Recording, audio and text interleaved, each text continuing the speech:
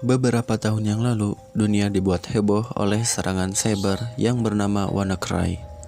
Ratusan ribu komputer dan server di seluruh dunia terkena dampak dari ransomware ini. Sebenarnya apa itu ransomware?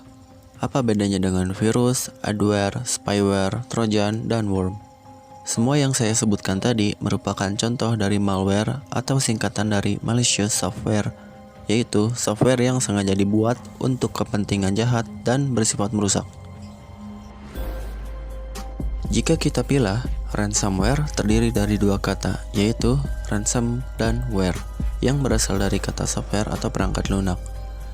Ransomware sendiri berarti tebusan atau sejumlah uang yang secara paksa harus dibayarkan untuk memenuhi tuntutan.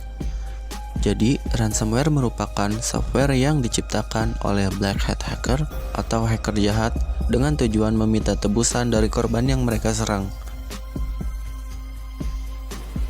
Menurut lembaga penegak hukum Eropa Europol, malware WannaCry ini menyerang 150 negara dan menginfeksi 200.000 komputer, tidak terkecuali di Indonesia. Di Indonesia, dari laporan yang diterima Kementerian Komunikasi dan Informatika, serangan ditunjukkan pada Rumah Sakit Harapan Kita dan Rumah Sakit Darmais Jakarta. Menteri Komunikasi dan Informatika Rudiantara memastikan Rumah Sakit Kanker Darmais di Jakarta Barat adalah instansi pertama di Indonesia yang menjadi korban virus WannaCry ini. Akibatnya, sejumlah data pasien terkunci dan sistem administrasi rumah sakit terpaksa dilakukan secara manual. Tidak hanya Rumah Sakit Darmais di Jakarta Barat yang terserang WannaCry. Serangan virus ini juga menginfeksi sejumlah komputer milik pegawai kementerian, instansi, dan perusahaan negara lainnya. Komputer di sejumlah perusahaan besar pun tidak luput dari serangan dunia cyber terbesar yang pernah ada. Kita lihat dulu apa yang sebenarnya dilakukan oleh virus dari WannaCry ini. Cara kerja dari virus ini adalah mengunci semua file di komputer yang terinfeksi, sehingga semua file yang terkena dari virus ini tidak bisa kembali dibuka oleh pemiliknya.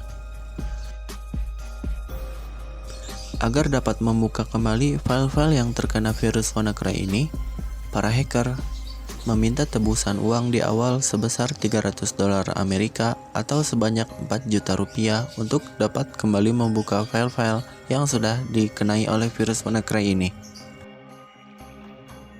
Penyebaran ransomware ini umumnya dilakukan lewat serangan phishing, yakni mengirim email yang seakan-akan dari sebuah perusahaan bonafit atau bahkan kenalan kita sendiri. Tips dari pengamat keamanan cyber untuk mengatasi serangan ini adalah jangan sembarangan membuka tautan atau dokumen dalam email, dan pastikan berasal dari sumber yang terpercaya. Selain itu, pastikan untuk selalu mengupdate sistem operasi setiap diingatkan juga dianjurkan. Tiap ada update baru pada sistem operasi komputer kita, sebisa mungkin kita juga langsung install. Dan terakhir, seringlah melakukan backup file data pribadi di sebuah hard drive eksternal atau layanan komputasi awan atau yang disebut dengan cloud seperti Dropbox atau Google Drive.